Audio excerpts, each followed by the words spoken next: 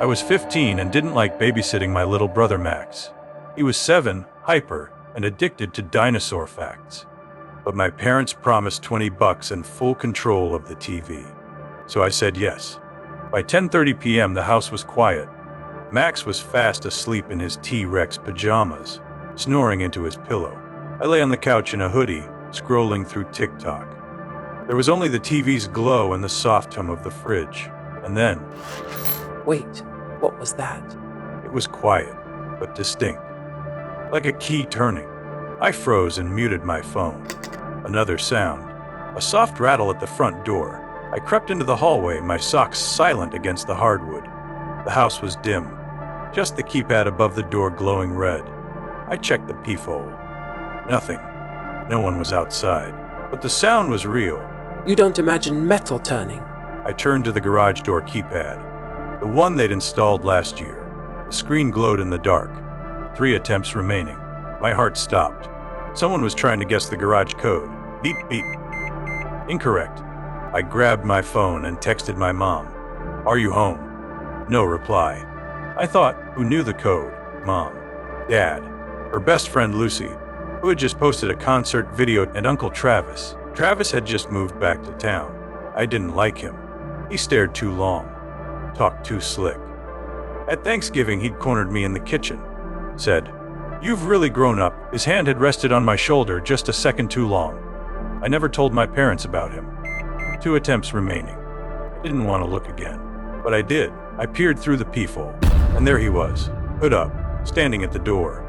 Uncle Travis. He smiled straight into the lens. Oh my God, he knows she's watching. Sweetie. He called through the door, too casual. Your mom said you needed help. I said nothing. I couldn't move. He leaned in like he could see through the peephole. 1 attempts remaining. I backed away, shaking. The lock disengaged. I ran up the stairs, into my bedroom. No, he got in. I locked the door behind, grabbed Max from his bed, and shook him awake. Get under the bed, I whispered urgently. He obeyed. I dialed 911, whispering fast. There's someone in my house, my uncle. He broke in. Please, stay on the line, said the dispatcher. Officers are en route. Can you hide? I tucked Max beneath blankets under the bed, then slid into the closet. I heard footsteps on the stairs. He called my name, sing-song. Come on, sweetheart. I saw your post. Home alone, right? Just you and Max. I held my breath as the footsteps creaked down the hallway, closer. Then, right outside the bedroom, I could hear him breathing through the door. Slow, steady, calculated. Like he was enjoying it. The doorknob rattled. Once, then again.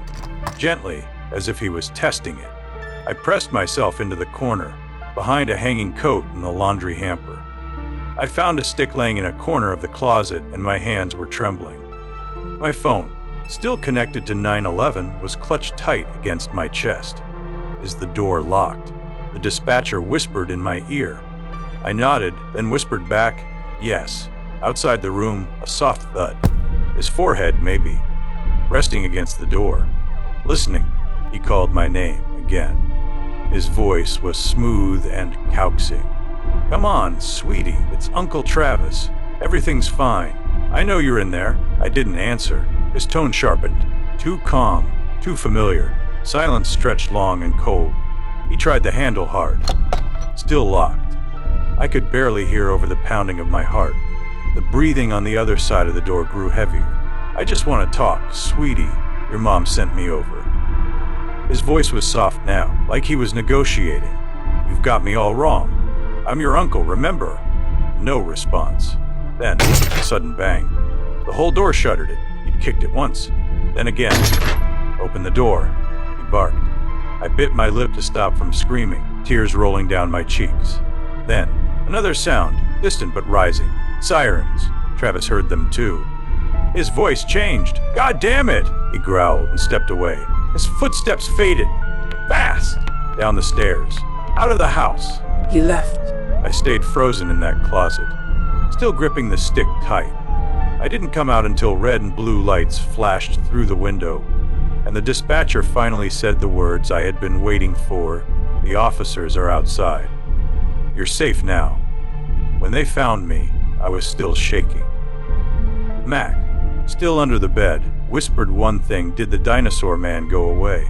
Travis was face down on the driveway, zip-tied, still smiling. It was just a misunderstanding, he said. I was checking on them.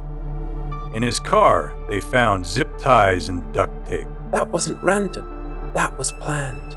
Later, my dad admitted that he gave Travis the garage code a month ago for some reasons. When the police checked the smart lock log, something was off. Travis had the right code, but it took him 9 tries to get in. The footage shows he was just nervous, typing too fast, tapping the last digit twice, or brushing the pad too lightly.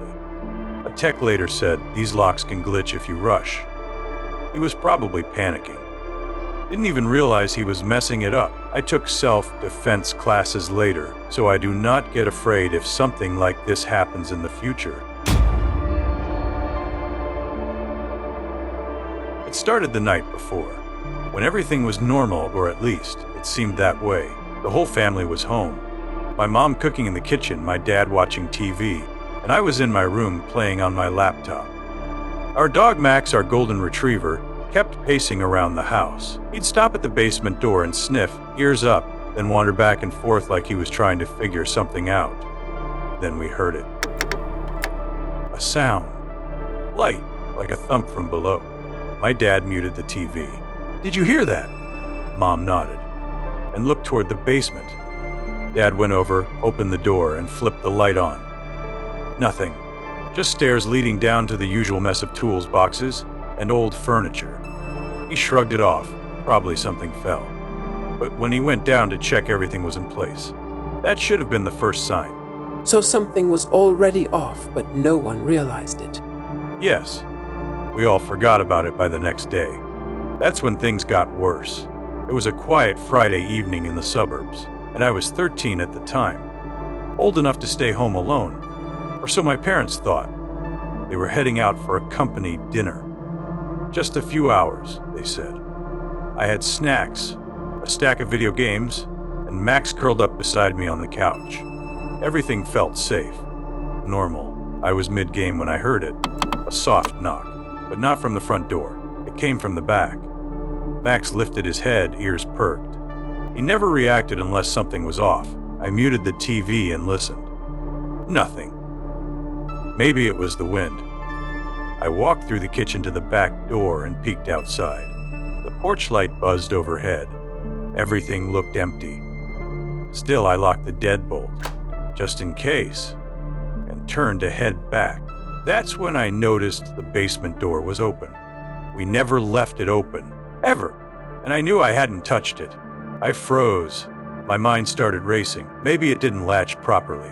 Maybe a draft. Max stood behind me, rolling low. So someone was already inside. That thought hadn't hit me yet. Not fully.